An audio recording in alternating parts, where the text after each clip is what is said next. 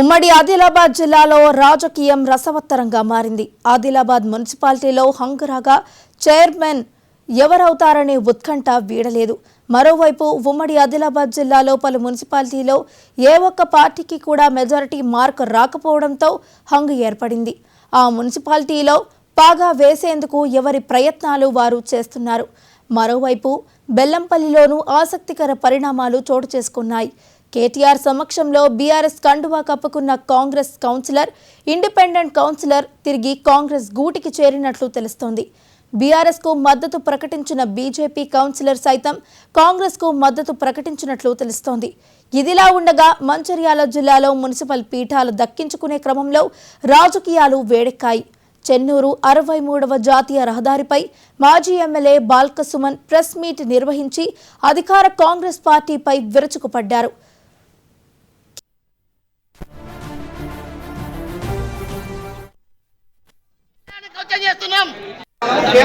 Paper seal కాదు sir, ఇది ఎందుకు మీరు దానికి సమాధానం చెప్పండి.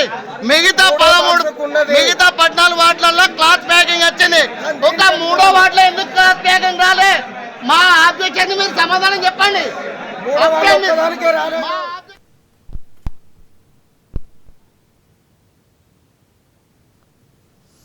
ఉమ్మడి ఆదిలాబాద్ జిల్లాలో రాజకీయం అయితే రసవత్తరంగా మారినట్టు తెలుస్తుంది. ఇటు ఆదిలాబాద్ మున్సిపాలిటీలో హంగరాగా చైర్మన్ ఎవరు అవుతారనే ఉత్కంఠ ప్రస్తుతం అయితే కొనసాగుతుంది. ఇక ఇదే అంశానికి సంబంధించి మరింత సమాచారాన్ని మా ప్రతినిధి శ్రీనివాస్ లైవ్ లో అందించడానికి సిద్ధంగా ఉన్నారు.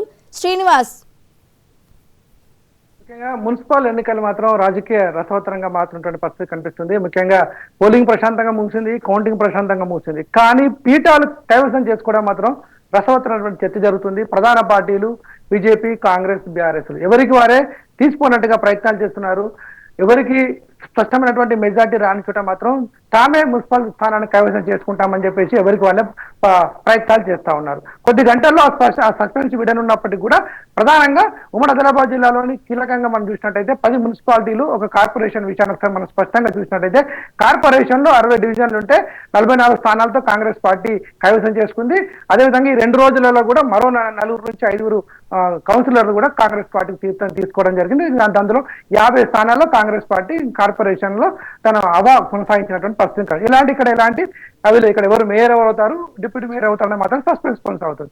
కానీ హంగ్ ఏర్పడినటువంటి స్థానాలు ఏవైతే ఉన్నాయో బెల్లంపల్లి కావచ్చు, కానపూర్, కాగజ్ నగర్, ఆసిఫాబాద్, బైన్సా, ఆదిలాబాద్ ఇక్కడ మాత్రం కొంచెం ఉత్కంఠమైనటువంటి పరిస్థితి కనిపిస్తుంది. కాంగ్రెస్ మాత్రం 3 క్లీన్ స్వీప్ చేసుకోవడం జరిగింది.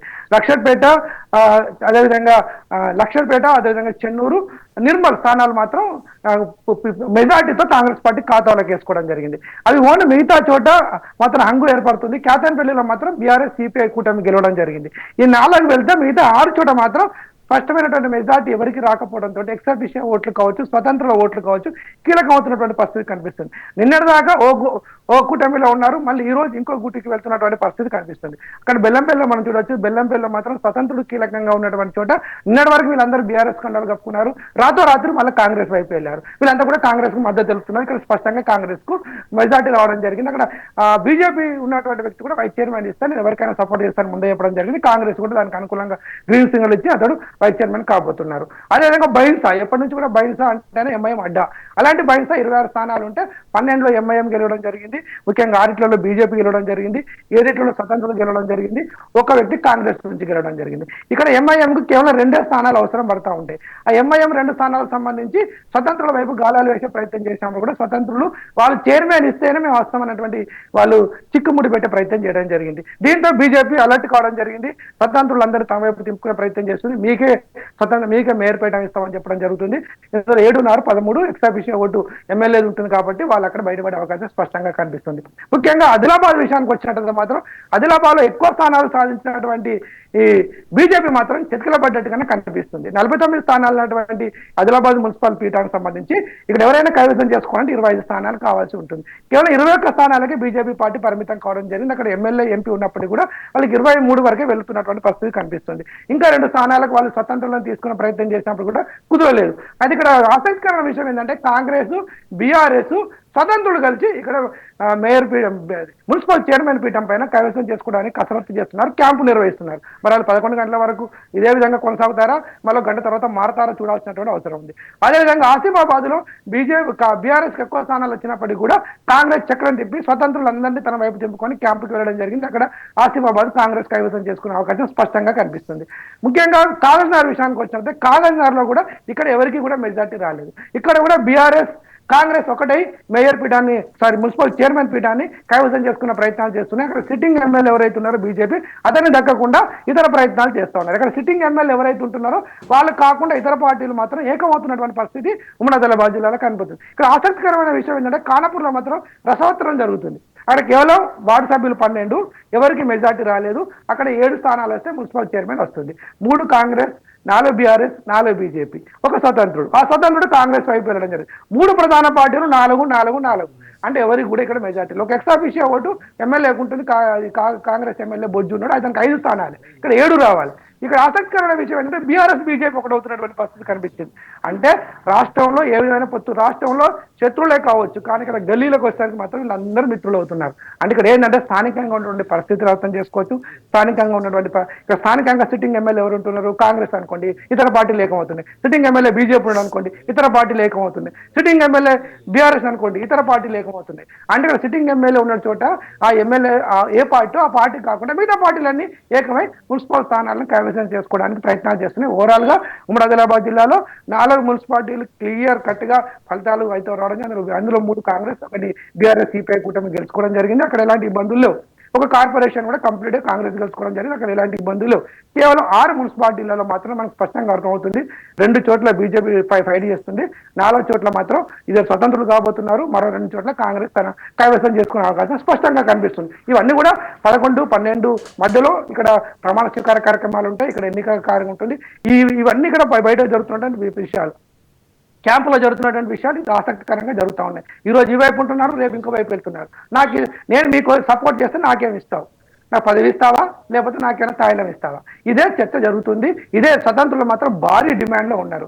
డైరెక్ట్ మీకు మద్దతు తెలపండి అంటే మాకు చైర్మన్ రిజర్వేషన్ అనుకూలిస్తున్నాం, వాళ్ళు చైర్మన్ కావాలంటున్నారు, లేదా వైస్ చైర్మన్ కావాలంటున్నారు, లేదనుకుంటే రిజర్వేషన్ అనుకూలించకపోతే నాకేమి ఇస్తావు. ఈ చర్చ మాత్రం కొనసాగుతుంది. స్వతంత్రులు గెలిచినటువంటి చోట చాలా డిమాండ్ ఉంది. ఆసిఫాబాద్ లో స్వతంత్రులు ఎక్కువనే గెలిచారు. అక్కడ స్వతంత్రులు 3 స్థానాల్లో గెలిచారు. బెల్లంపల్లిలో 5 స్థానాల్లో స్వతంత్రులు ఉన్నారు. అదేవిధంగా బైన్సాలో అయితే ఏకంగా 7 స్వతంత్రులు ఉన్నారు. ఈ విధంగా అదేవిధంగా మన ఆదిలాబాద్ లో 3 స్వతంత్రులు ఉన్నారు, కాగజ్నగర్ లో 4 స్వతంత్రులు ఉన్నారు. ఇక్కడ ఓవరాల్ గా స్వతంత్రులే మాత్రం చక్రాలు తిప్పుతున్నటువంటి పరిస్థితి కనిపిస్తుంది. నిన్నటి వరకు వీళ్ళందరూ కూడా ఏదో పార్టీలో ఉన్న వాళ్ళే, వాళ్ళు టికెట్ లేకపోవడం వల్ల వాళ్ళు రెబల్ గా వేసి ఆ పార్టీలేక ఇప్పుడు చుక్కలు చూపిస్తున్నారు. టికెట్ ఇచ్చే టైంలో మాకు చుక్కలు చూపించారు కాబట్టి ఇప్పుడు మీకు ఎందుకు మద్దతు తెలపాలి, మద్దతు తెలిపితే మాకు ఏమి ఇస్తారు అనే విషయాన్ని స్పష్టంగా వాళ్ళకి క్లారిటీతో ఉండడం జరుగుతుంది. ఇది ఓవరాల్ ఉమ్మడి ఆదిలాబాద్ జిల్లాలో మాత్రం మున్సిపల్ చైర్మన్, వైస్ చైర్మన్ ఎన్నికల మాత్రం ఉత్కంఠ కొనసాగుతుంది.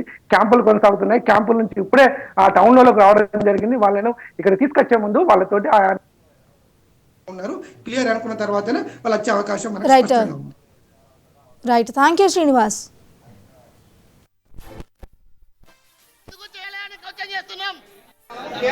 పేపర్ సీల్ కాదు సార్, ఇది ఎందుకు మీరు దానికి సమాధానం చెప్పండి. మిగతా 14 వార్డులలో క్లాత్ ప్యాకింగ్ వచ్చింది, ఒక 3వ వార్డులో ఎందుకు క్లాత్ ప్యాకింగ్ రాలే? మా ఆబ్జెక్షన్ మీరు సమాధానం చెప్పండి. మా ఆబ్జెక్షన్ మీరు సమాధానం చెప్పిన తర్వాతనే కౌంటింగ్ స్టార్ట్ చేయండి. ఏ దద్దమ్మలాగా చదువుకు ట్రైనింగ్ ఉండదా, ఎలక్షన్ ట్రైనింగ్ ఉండదా? చూడండి,